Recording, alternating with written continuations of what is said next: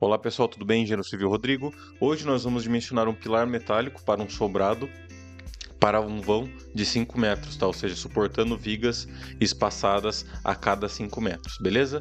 Então aqui é o croquis que eu fiz para vocês entenderem melhor. Então basicamente é um sobrado aqui com pilares espaçados a 4,5 metros e um vão de pórtico, ou seja, o vão da viga que está recebendo essa laje de 5 metros, né? Que está 4,96, mas vamos considerar 5 o vão da viga, tá? Isto já para considerar. Então, basicamente aqui eu fiz só o desenho de uma laje para vocês entenderem, né? E se eu coloco todos, taparia tudo. Então seria lajes. Essas lajes estão apoiadas nas vigas centrais, ou seja, direcionais aqui a longitude do sobrado, então apoiando nessa viga primeira, nessa segunda e assim por diante, tá? Então aqui embaixo vou considerar aqui uma laje de uso, de sala, cozinha, banheiro, ou seja, de um uso residencial normal, e aqui em cima também vou considerar uma laje sendo uma laje de cobertura, tá? Então sem o peso de utilização, somente peso da cobertura do telhamento, o peso de uma caixa d'água, tá? E o peso também de revestimento e tudo mais.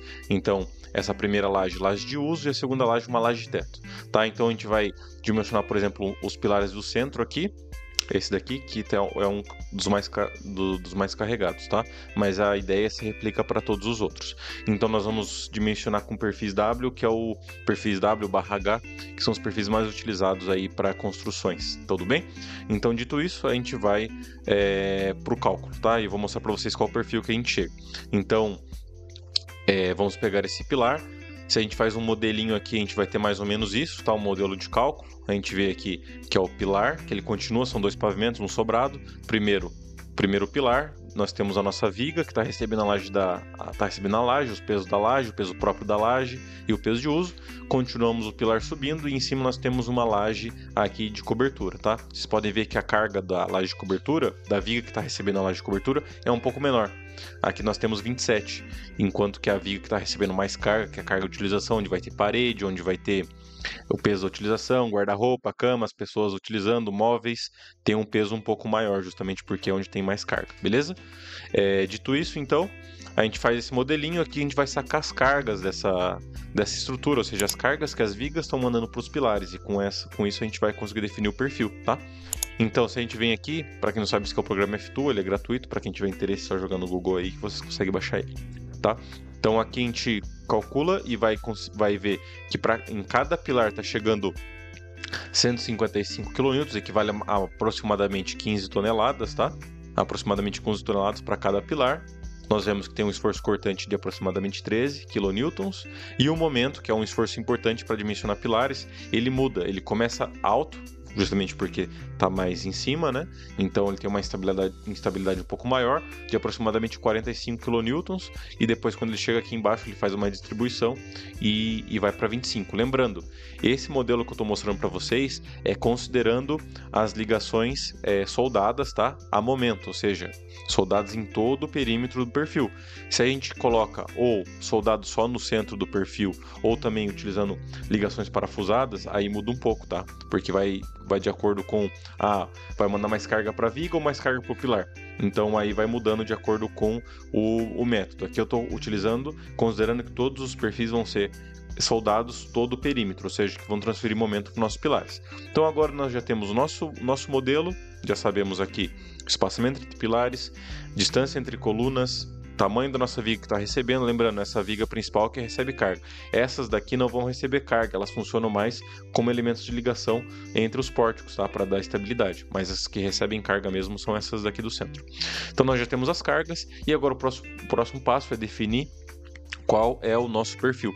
E para isso a gente vai utilizar essa planilha aqui, vou mostrar para vocês. Essa planilha basicamente vocês vão entrar com o tamanho dos seus carregamentos, o tipo do seu perfil, e depois disso a planilha já vai falar se ele atende ou não, se já serve para você, tá? Essa planilha eu vou deixar um link na descrição para quem tiver interesse, tá? Mas vocês também podem calcular de maneira manual. O problema é que demora muito mais, tá? Então, a ideia é a mesma, a gente vai colocar aqui dizendo se nossas colunas estão sendo conectadas, tá? Nas extremidades. Então, a extremidade tem viga ou extremidade de livre. No nosso caso, tem uma extremidade com viga nos dois lados, tá? No sentido forte e no sentido fraco, ou seja, no sentido forte tem uma viga aqui e no sentido fraco tem uma viga aqui. Lembrando, se a gente tira essas vigas aqui, vai perder instabilidade, tá?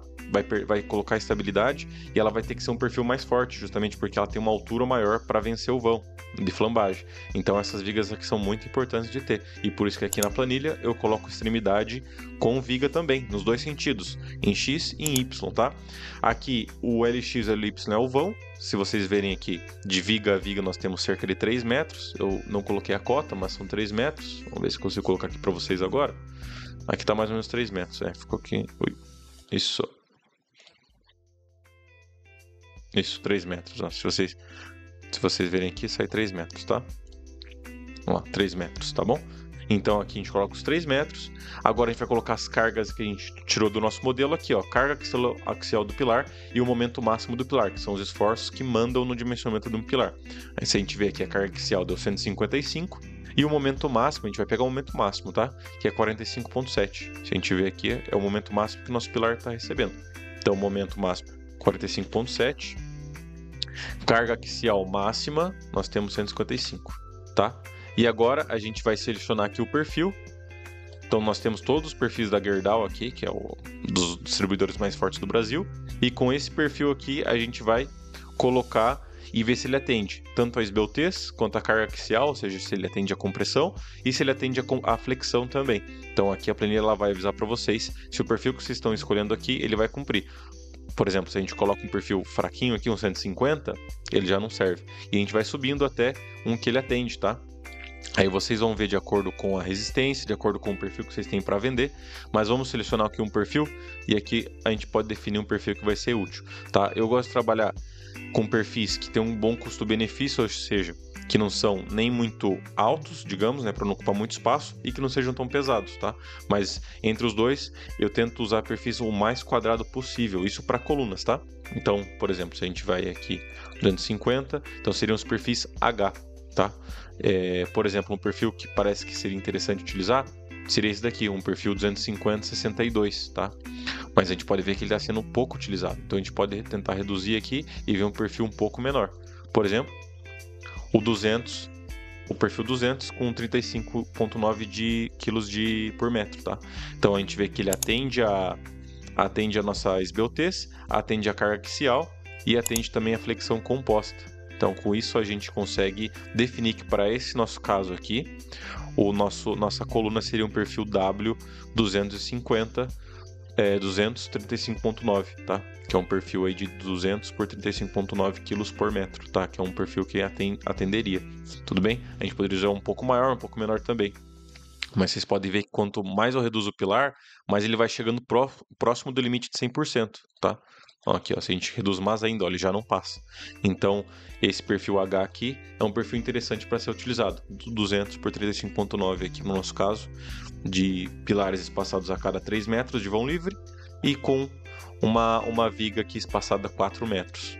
Lembrando, se a gente coloca também, quanto mais a gente vai distanciando as vigas, mais esforço vai chegando nesse pilar e ele vai ter mais momento e, por consequente, mais carga chegando e vai ter que aumentar um pouco ele também.